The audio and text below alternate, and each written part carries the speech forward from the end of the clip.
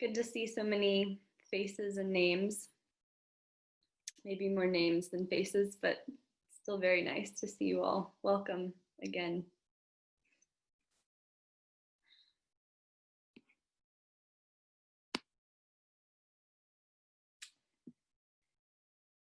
So the title of our contemplation this evening is The Four Noble Truths of Whiteness, which sounds like could sound pretty opaque or intimidating, pretty heavy. And it might be. I think we can handle it, though. I'd like to start out by saying, being quite honest, really, that one of my intentions for this evening is to guide all of us, myself included, to messy, sometimes uncomfortable places in ourselves around race.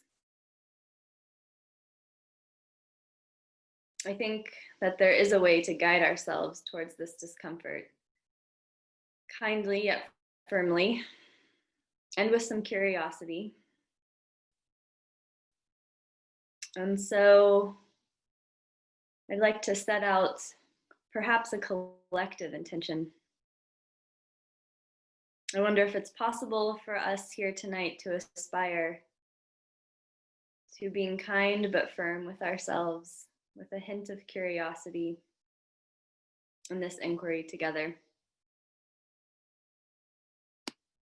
Discomfort, messiness, whether personally or collectively, often bring up vulnerability for many of us. And vulnerability can bring us to an awareness of our hearts. So we might all collectively check in with the state of our hearts right now in this moment. For some of us, that could look like bringing a hand or both hands to the heart. For others, wise action could be simply noticing the heart region.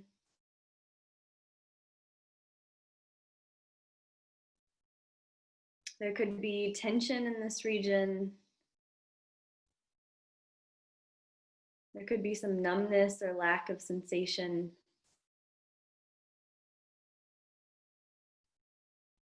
There could also be the potential for softening. We might notice how the breath, as we watch it move through the torso, how that breath cycle can open up the potential for softening here. Along the back ribs, perhaps the shoulder blades.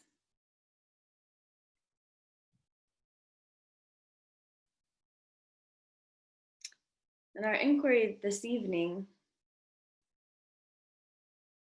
what goes on in this area of our bodies when we consider a topic like whiteness? Especially for those of us who are part of the dominant caste, white-bodied folks here tonight. We'll be checking in pretty often with our hearts and our bodies throughout this talk. And we'll be doing that because so often, especially for white folks, especially for me, I grasp racism, I grasp whiteness through my intellect. And tonight we are attempting for a more embodied awareness of our lives as racialized beings.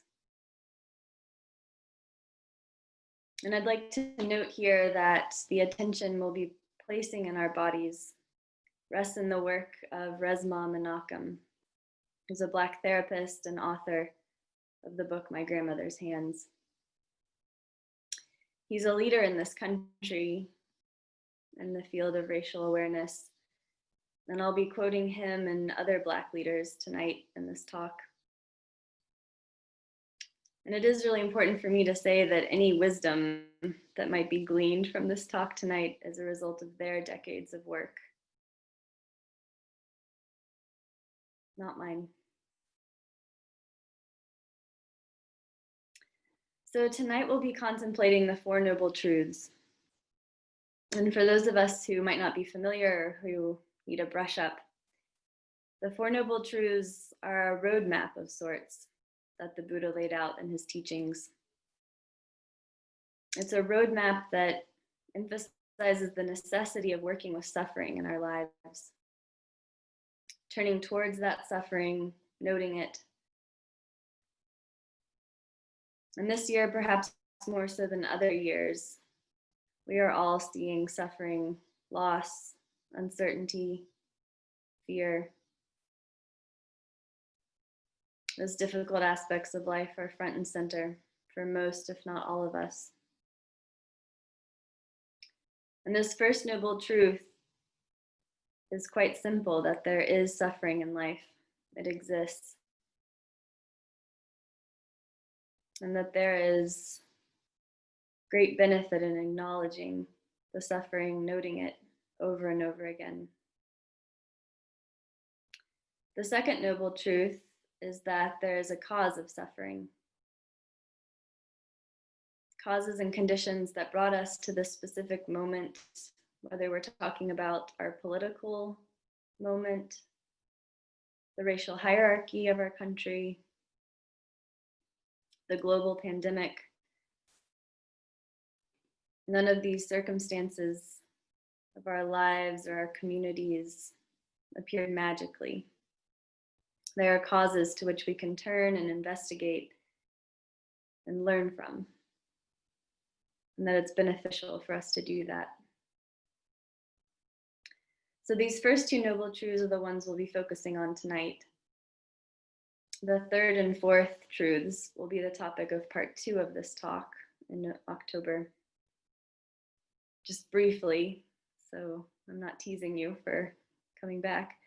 The third truth is that there's an end or cessation of suffering. And the fourth offers the path to that end. So tonight we'll be attempting to make these concepts more personal, attempting to inquire, where is my suffering, my discomfort around my race? And what are the causes and origins of that suffering? What are the possibilities of turning towards that suffering instead of turning away? And to that end, we might return to our bodies and our minds. We might notice how our bodies react to words that point more directly to what is the violence of whiteness. We might tune in with the heart,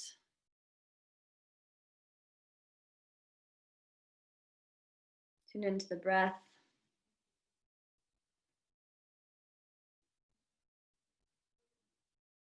What do words like white dominant culture feel like in this body?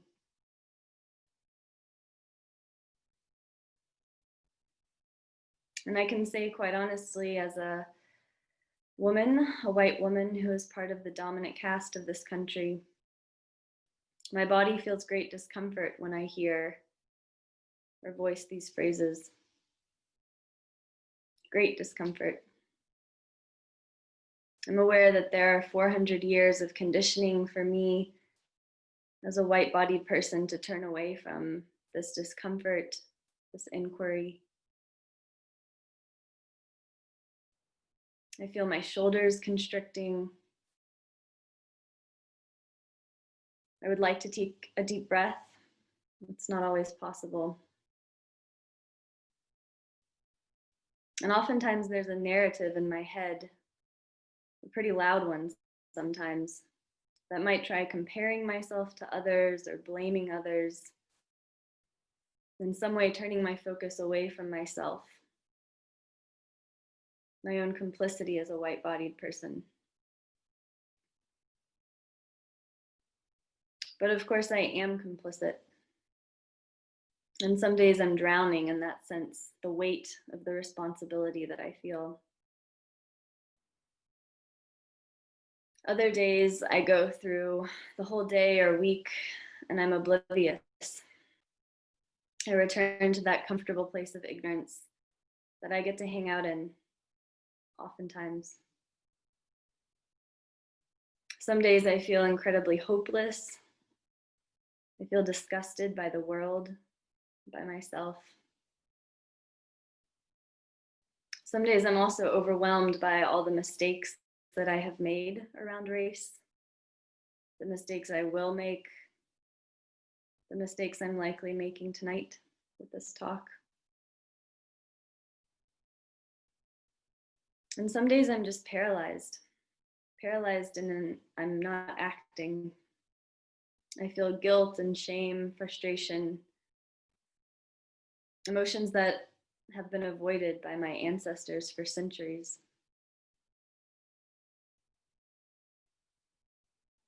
I wonder if anyone else here tonight might resonate with some of those emotional states I've just described. I'm guessing some of us do, maybe most. And we might take note of any emotion states present right now. We might take note of any uncomfortableness in the body.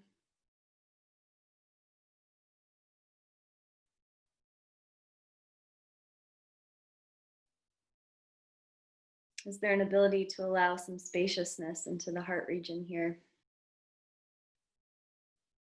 Acknowledging just the difficulty of even talking about this or learning, listening to this.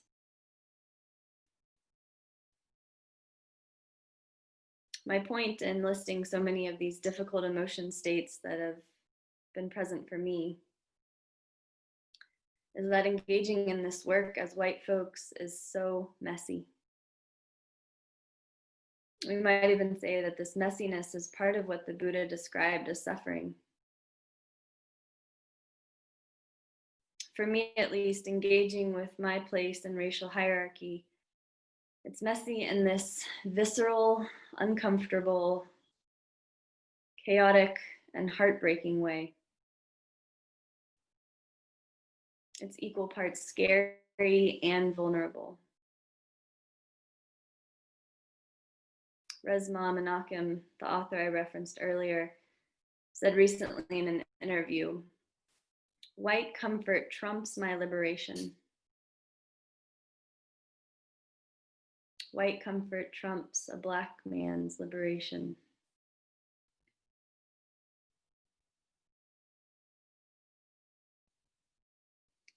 There are many reasons for white folks like myself to engage in racial awareness and justice work.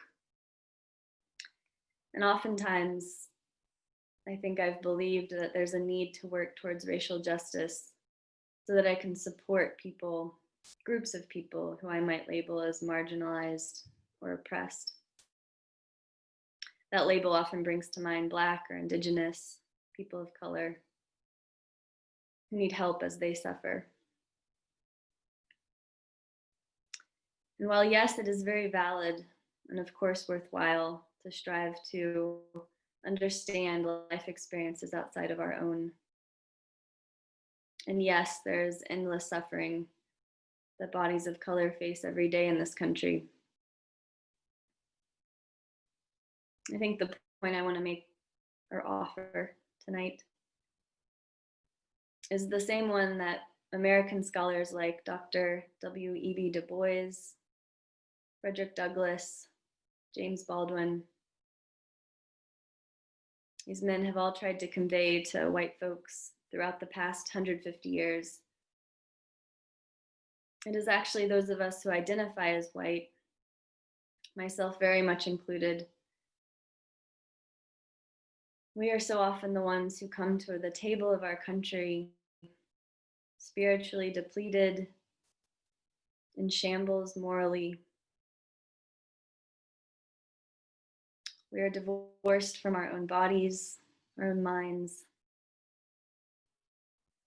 And so often we're disconnected from our ancestry, from our past, the legacy of those who came before us.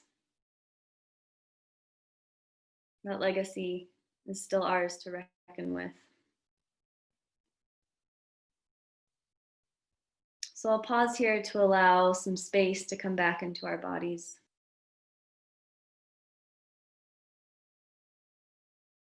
There might be the urge to intellectualize these words and ideas.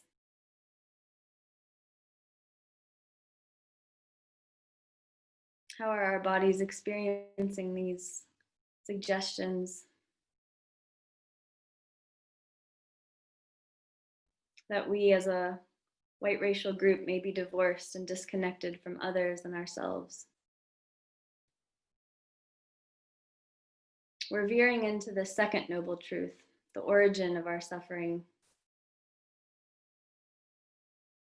And for many white folks, this area is full of a lot of tender emotion, a lot of vulnerability. It might also be uncharted territory for a lot of us.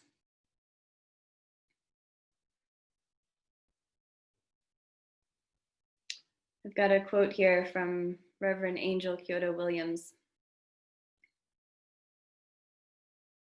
And as I read it, there is perhaps a suggestion to stay in touch with this area of our hearts.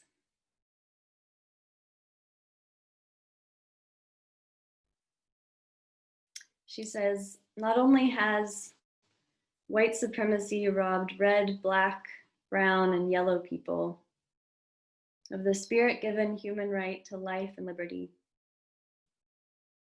it has also so thoroughly programmed white folks as to who and how they could love, determining entire groups of people unworthy, that the entirety of our descended culture suffers from a severely atrophied relationship to the most animating, enlivening, equalizing force gifted to the human experience.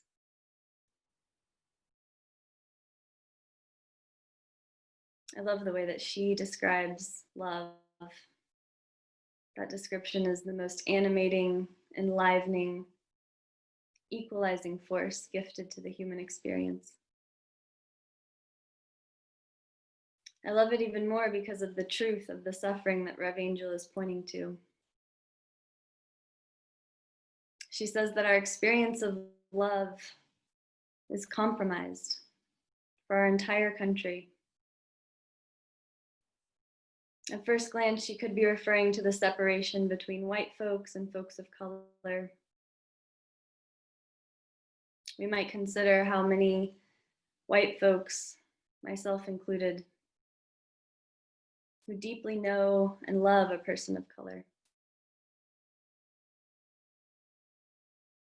Oftentimes, white folks' housing, education, recreation choices, they segregate us from forming relationships outside of the white race.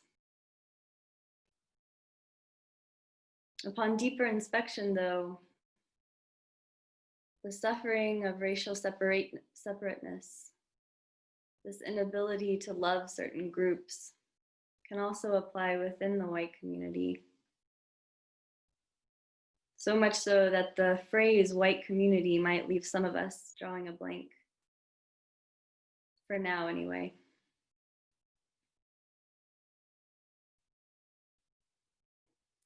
There are so many ways to separate ourselves out. How many white progressives can say that they deeply love and respect a person on the far right? How many of us here tonight have been tempted to vilify the white folks who marched in our town on August 12th, 3 years ago? Forgetting that white supremacy is a spectrum in which every white racialized person holds a place. This is messy, messy work. So often I find myself wanting solid ground or a firm boundary to rely on. And so often I can't find it.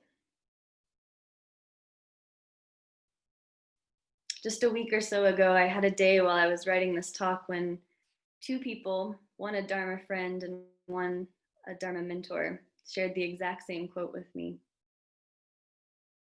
This from Suzuki Roshi, a Soto Zen monk of the 20th century. He said, "Each of you is perfect just the way you are, and you can use a little improvement." Touching into that tenderness, that vulnerability that is both our perfection and our imperfection.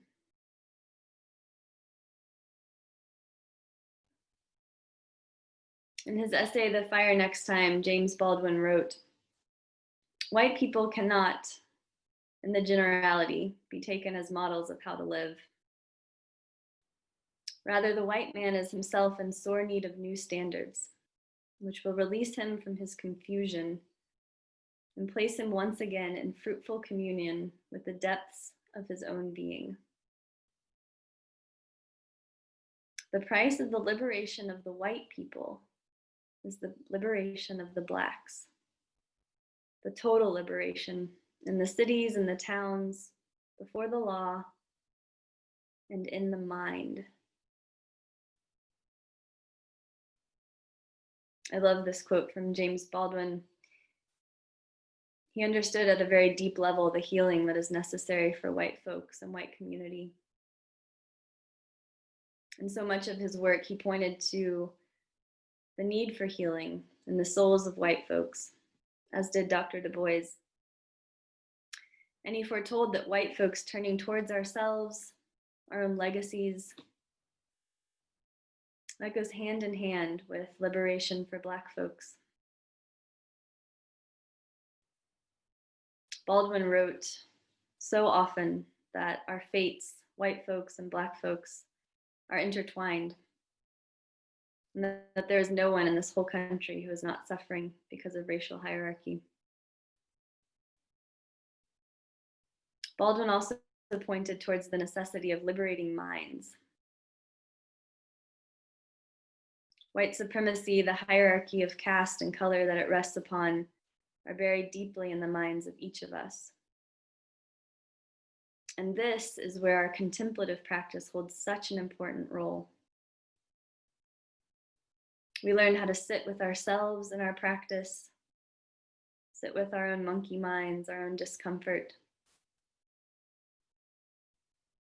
And that same practice can and does help to shine a light on conditioned beliefs in our collective lives.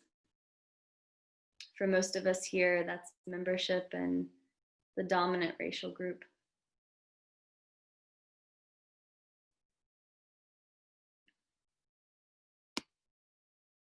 I'm going to start winding down this talk, and I have one more longish quote.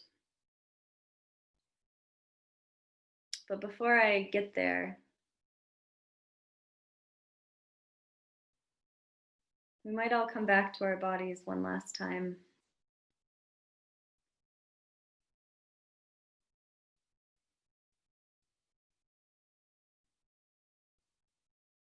We might feel the solidity of the ground, the chair, the cushion.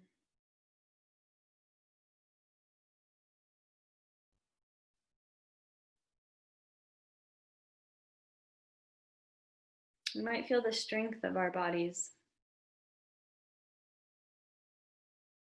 the way our bodies can withstand and hold very difficult truths.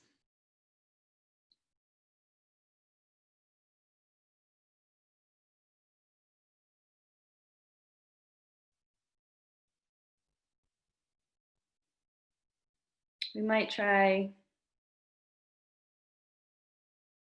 with as much kindness as we can muster to maintain a sense of our bodies as I read this next quote. This again is Reverend Angel Kyodo Williams. She says, "We cannot have a healed society. We cannot have change.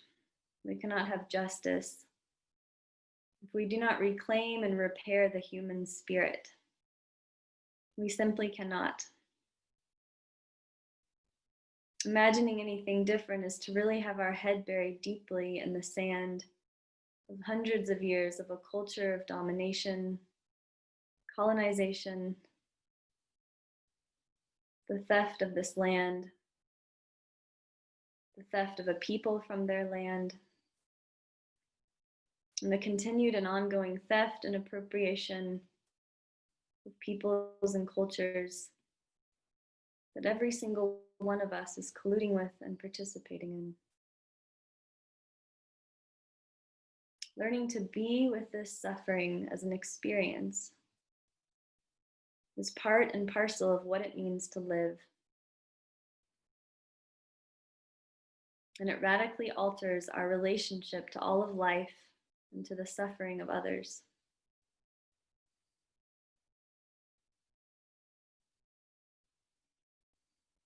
I was at an online retreat this past weekend, and Roshi Joan Halifax was talking coincidentally about the Four Noble Truths. She said that turning away from suffering means that we are turning away from love. That felt huge to me. Turning away from suffering means that we are turning away from love. There are 400 years or more of white-bodied folks like me who have been turning away from the suffering.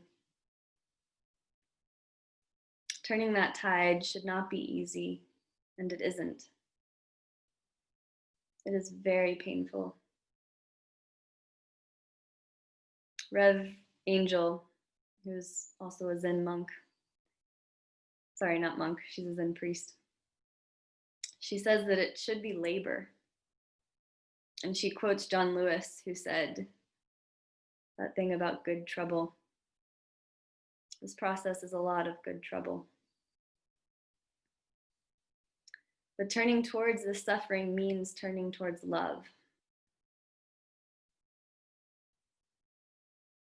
And I think it's pretty probable that we can't have one without the other.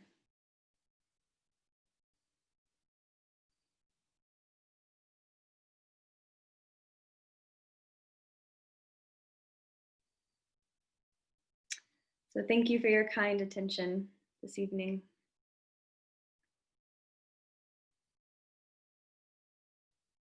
I do want to say again that I feel like I owe a huge debt to the authors, the leaders that I quoted tonight. They've spent their lives and decades working to figure out this problem of race that we have in this country. And they're sharing those teachings with white people like me. So again, any mistakes that have been made have been mine. And there is a list of all the resources that I used on our website for this talk, if anybody wants to dig in more.